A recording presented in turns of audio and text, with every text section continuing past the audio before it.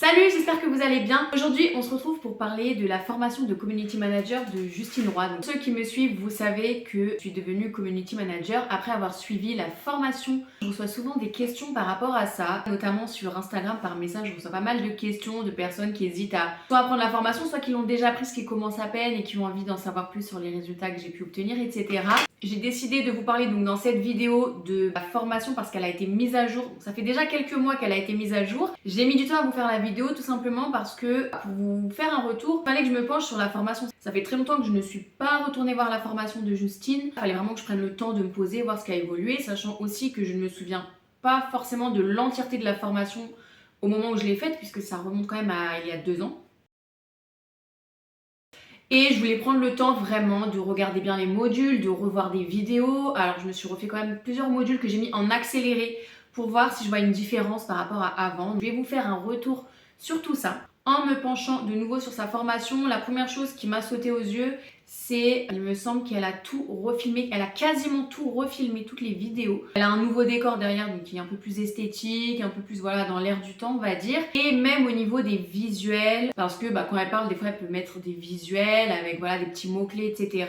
Elle a également changé ses visuels tout en respectant toujours la même charte graphique qu'elle avait déjà sur son ancienne formation. Je trouvais ça plutôt sympa, le nouveau décor. Ça change pas grand chose à la formation, mais voilà, c'est sympa à regarder. Après, je pense que ça a dû lui prendre beaucoup de temps de tout refilmer toutes les vidéos juste pour changer le décor, même si je pense qu'elle a dû changer certaines choses dans ses cours. Mais moi, les cours que j'ai vus en accéléré, j'ai pas trouvé qu'il y avait tant de changements que ça. J'ai regardé notamment le cours sur les hashtags. Je voulais voir vraiment si elle avait mis à jour cette leçon-là parce que ce qu'elle apprenait dans la formation que j'ai suivie il y a 2 ans sur les hashtags, alors c'était beaucoup d'actualité à ce moment-là, la leçon était très bien, mais ce qu'elle disait à ce moment-là dans la formation n'est plus du tout d'actualité aujourd'hui.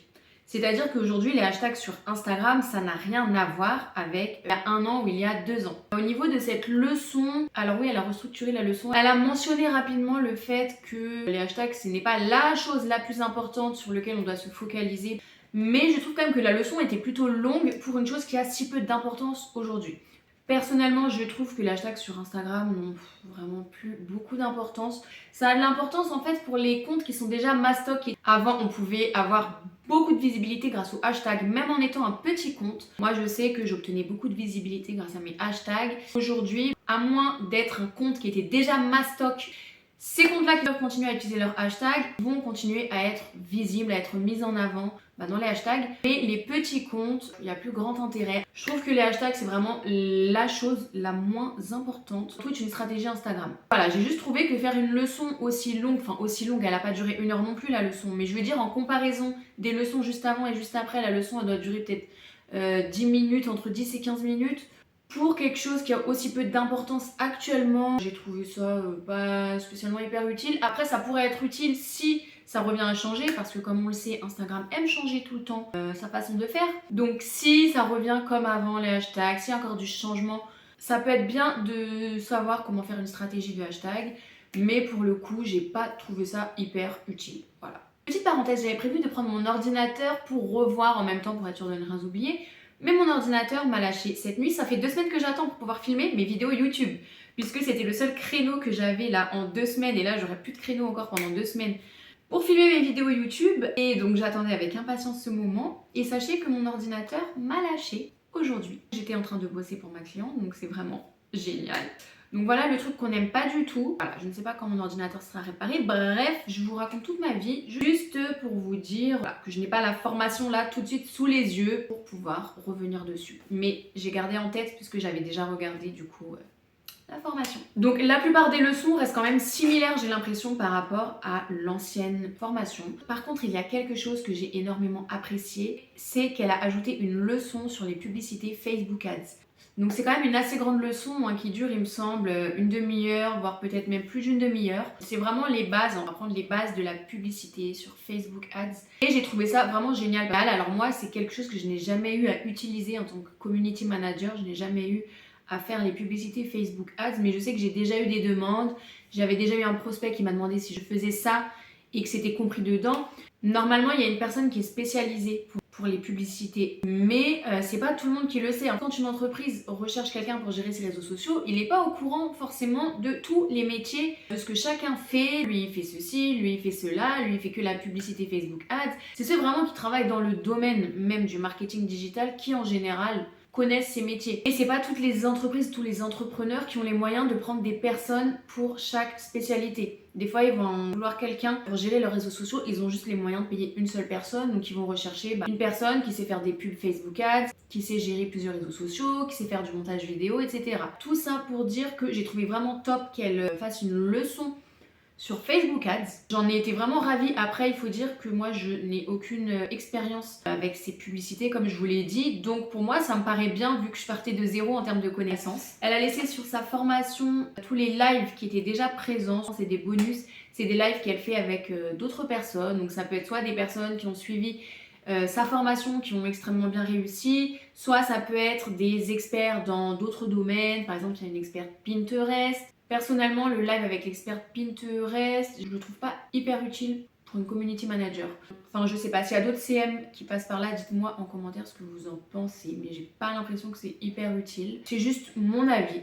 Il y a également un cours avec une experte de LinkedIn, je vous avoue que je n'ai pas retenu son nom, je suis vraiment désolée. Mais j'ai vraiment apprécié parce que du coup dans l'ancienne formation il n'y avait pas ce cours sur LinkedIn. J'ai trouvé quand même qu'il y avait beaucoup de choses qui étaient redondantes par rapport au reste de la formation. C'est-à-dire que le cours sur LinkedIn, on reparle encore du branding, on reparle de voilà toutes ces choses-là qu'on voit déjà dans la formation. Voilà, j'ai trouvé ça un peu redondant, mais il y a quand même des petites informations qui sont utiles. Dans tous les cas, si vous prenez la formation de Justine, regardez tous les lives, tous les cours, je vous recommande de tout regarder. Même s'il y a des choses voilà, comme ça qui peuvent paraître redondantes, il y a toujours des informations qui sont utiles à prendre. Voilà, les autres lives ou les autres cours avec des intervenants extérieurs, j'ai trouvé que c'était les mêmes que ceux qu'il y avait déjà dans la formation.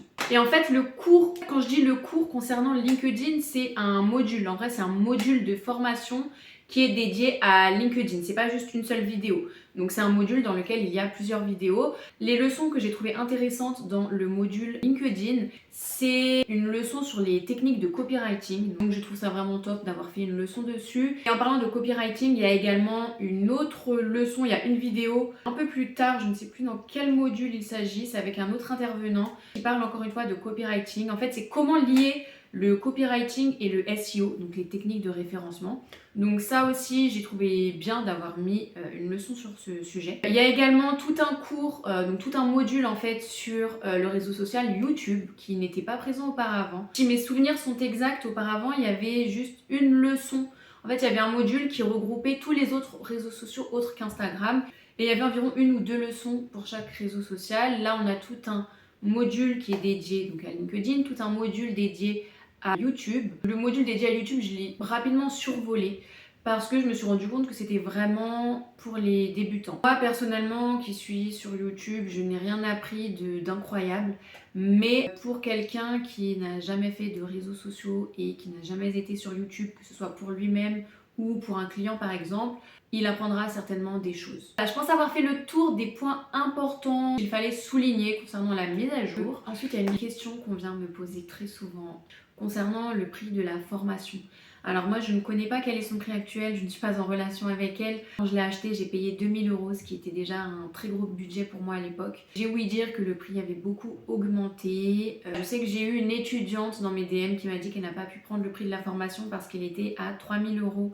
En tout cas au moment où elle m'en a parlé, donc c'était il y a quelques mois. Si vous avez d'autres questions sur la formation, sur la mise à jour de la formation auxquelles j'aurais pas forcément pensé à répondre, n'hésitez pas à me les mettre en commentaire. Ou bien vous pouvez également m'envoyer un message sur Instagram tout simplement si vous voulez vraiment qu'on échange en détail, en profondeur. En général j'avoue que je réponds par vocal parce que j'ai pas mal de choses à faire, ça va plus vite pour moi d'échanger par vocal et je peux vraiment rentrer dans le détail de ce que j'ai à dire. Enfin, en fait vous savez que je suis une pipelette donc j'aime parler, donc voilà, je fais des vocaux tout simplement. J'espère que cette vidéo vous aura été utile et vous aura aidé et on se retrouve bientôt, salut.